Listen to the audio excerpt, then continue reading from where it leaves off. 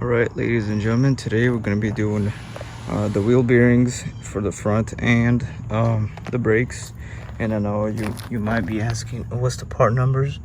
So I got these two from AutoZone, and those are the part numbers right there. If you're interested in the brakes, I went with the Duralast Gold brakes because I wanted something slightly better than the original. And before attempting this job, make sure you have all the right tools, all the right things in place, the right parts for your vehicle, and of course, don't forget to put the wheel chucks in the wheels. I'm starting on that other side first, so I like to do the opposite side, chuck those wheels first. And of course, always remember to put emergency brake on. All right, should be ready to go. I just want to add one more thing. So if you notice that your brake fluid is low, that's one indication you need to replace your brakes. I already replaced my rear brakes, so it's not that bad. But as soon as I replace the front brakes, it's gonna go up even higher. The level is gonna go up higher. It should be back to a good normal level. Alright, so when you're doing wheel bearings assembly, or you're gonna get the assembly, usually you would need these, the axle nuts, 2 of them. You don't have to, but the Car Care Nut channel kind of recommends doing it, so I did, and it turned out to be like $38.49. And I hope you can see the part number on there, because I know some people are going to be asking for it too. If not, this. So if you want the part number, there it is. But I also bought zip ties because I was kind of there just in case, but that's not necessary. Okay, first things first is always safety, #1 priority. I got gloves, which is good. Also, for this job, you're definitely gonna need, when you're doing the wheel bearings, you're definitely gonna need either an impact, which you don't really need to. You could have a breaker bar, but you also make sure you have one of these axle nut sockets. It's a 30mm. That's what eventually you're gonna see when the wheel's off. Also, make sure you have the appropriate jack. I have one that came with the factory. Put it on jack stands. Make sure you do that. Yeah, so let's get this wheel off. For extra safety, I kind of like to leave the jack there and have the jack stand, so that way you have double support on it. Now, it did loosen the jack a little bit, so the weight is on here, but just in case, I also have a jack nearby, that if this fails, I have that to back it up. All right, time to loosen it up.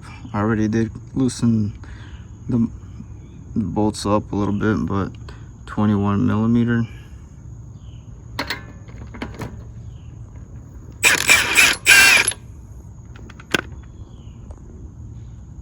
Okay, so once you're here, this is the axle nut the axle nut that you're gonna be replacing, and this is a 30mm like socket that I was talking about.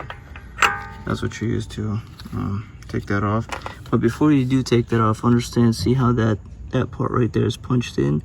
Yeah, you first have to punch it out before trying to take this off, right? So if your axle nut is not punched in, then you're free to go ahead and take it off with the impact, obviously, or whatever you have. But if it's punched in like that, just understand that you have to punch it out before you take the axle nut off. And since I'm in the process of doing brakes, I thought might as well do the brakes first, and then I'm going to continue off doing the rest. You know, when you're changing the brakes, there's actually a little trick that I found out from my dad. You don't have to take the whole caliper off. All you have to do is go back here with a 14mm. Just take this bolt out, and then you could just pop this up, and then you could take the brake pads out, and that's a lot easier than, you know, trying to take the whole caliper off or take the bolts off, take this off, try to hang it. Now all you have to do is just unscrew that, unbolt that, pop this up, and take the pads out. See what I mean? All you have to do is just that one bolt, and sure, you might loosen that one up a little bit too to make it easier. Then you just leave this up, then you take those pads out, you put new pads with the hardware on them, and just stick them back on there. Now I do know that somebody's gonna say in the comment section that you need lubrication, especially in where the metal to metal contact is. I get it. I just never did, and the brakes work just as fine. As you can see, they never seized up on me, so yeah, I mean, that's just me. But you do what you gotta do. Also, remember to push these bolts in, because it'll make it a lot easier to put the pads in. So make sure you push that bolt in, like so. The same thing with the bottom one. That one. Just make sure it's pushed in all the way, so therefore it would be a lot easier to put the new thicker pads on there. Alright, so I also changed the shims. The brakes that I usually get, they don't have them, but these actually do. So I decided to change the shims. Just make sure you put them in the right way. And then so these are the old brake pads. Now they do have some meat on them, but compared to the new ones, yeah, the new ones look so much thicker and better. Also, when you put the brake pads back on, notice that you put one of these on top, not the bottom. So when it goes back in, it'll look like that with that shiny piece on top. Just like that. That's one side, then just gotta do the other side the same way. Okay, also there's this tool right here. It's meant to push back the piston in the caliper, and this is an old brake pad, so you put that right in between the piston and just push in, and so this piston can actually push in all the way, and therefore it'll release the brake fluid back into the reservoir, and should be a lot easier to when you put it back into, because I don't know how else to explain it, but that's kind of how it works. You got to push that in order to put it back in, if that makes sense. Alright, that's it out of the brakes. Just make sure you tighten those two 14mm bolts. So now we're gonna go to this axle nut. So now we gotta punch that axle nut out. Oh, that pinch in, we gotta punch it out and take it off. Okay, I'm done with the brakes. Tighten those two 14mm bolts, but now since I'm trying to get to the axle nut and the wheel bearing. So now that I'm trying to get to the wheel bearing, before I get there, I have to take the whole caliper off. In order to do that, there's two 17mm bolts. One's right there. The other one is right over there, if you could see it. Now, I do have an impact, and I was able to get the bottom one with the impact, but this one was hard to get with the impact, so I had to get a extra long 17mm. Now the clutch was actually supposed to be extra long, but I got an even longer one. This one helped. Okay, so just so you know, if you're about to do it yourself, get some long wrenches. Now that we got the caliper out the way and the rotor, we took that off. This is how it looks like. Essentially, we're going to be taking this off, and before you do anything else from here, disconnect the sensor. This sensor right here, that's a 10mm. If you can see that, that's a 10mm bolt. Take this off. I already loosened it up. Just take it out. take the sensor out too. That way you won't damage it, because it's very easy to damage it. Don't ask me how I know. So that's I believe that's a wheel speed sensor, and I kind of damaged one of these on the other side, not knowing that I had to take this off while trying to remove the wheel bearing. But that's what you need to do. If you want to be even safer, you could even disconnect the negative battery terminal, but I think it should be fine just by being like that.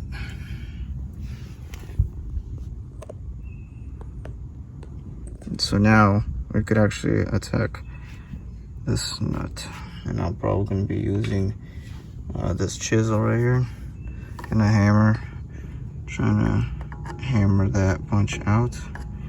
And then I believe I'm not supposed to use an impact gun on this, so I have a breaker bar out there somewhere. I'm gonna use that. Okay, so eventually I still use the impact gun to get that off, the axle nut off. Now I know the instructions say you can't use the impact when especially putting it back on. Now taking it off, it's a different story. But I didn't have any air chisel, air hammers, or anything special tools. I just had basic screwdrivers. So I did what I could, but eventually I still used the impact gun and I still got it off. Probably did a little bit of damage on the thread trying to punch them out, but it's okay. So now what I gotta do is 17 millimeters. There's 4 of them, one here, there's one back there, but there's 4 total, so I have to get those out. So 2 on top, 2 on bottom. Then I know it might be a pain to get it off. It might get stuck. I have to use some kind of some form of persuasion, but we'll get this off. And just like that, we got the old bearing out, wheel bearing. Notice that one side is wider than the other. That's how it's gonna go back in there. Okay, so I got the new one right here, and time to install it. All right, ladies and gentlemen, you could officially say that the wheel bearing is finally changed. It took me a little while, but it's okay. So when you put the nut back in, make sure before you put the hub assembly, make sure don't forget the dust cap thing, because if you forget that, then you have to take that back off and stuff. So make sure this is how it looks like: dust cap, and then you put the assembly. Tighten the 4 bolts, and they're 17 millimeter. Then finally the last thing is the axle nut, and then when you put it on there, make sure punch it back in. All right, so I didn't really have much tools to do it, but I used a punch, got a punch set, so I used whatever I had. You could kind of get away with not doing it, not punching it back in, but it's way better. You better be safe than sorry. Punch it back in, make sure the axle nut is nice and tight, which I had to manually use this tool right here, and the axle socket and the breaker bar. This is 1/2 inch. I had to manually do this job, and you're not supposed to use an impact gun on this, so that's why. And of course I had WD-40 helping me, but you see a lot of metal shavings. It's okay, as long as it's on there, it's solid. All right, in order to put everything back together, well, this is about it. Just put the rotor back on, then the brakes back on, and should be good to go. Oh yeah, one last thing, don't forget the speed sensor. Put it back on there, a 10 millimeter bolt. Then there's this clip back in over here. All right, and basically it's done. If you want to put the caliper back on there, it's everything I did in reverse. I mean, just put rotor back on, then the caliper back on, then the wheel, everything in reverse. And I'm not going to do the other side because it's the same exact thing. So I hope this video helps. If you have any suggestions, leave a comment. And God bless. Thanks for watching.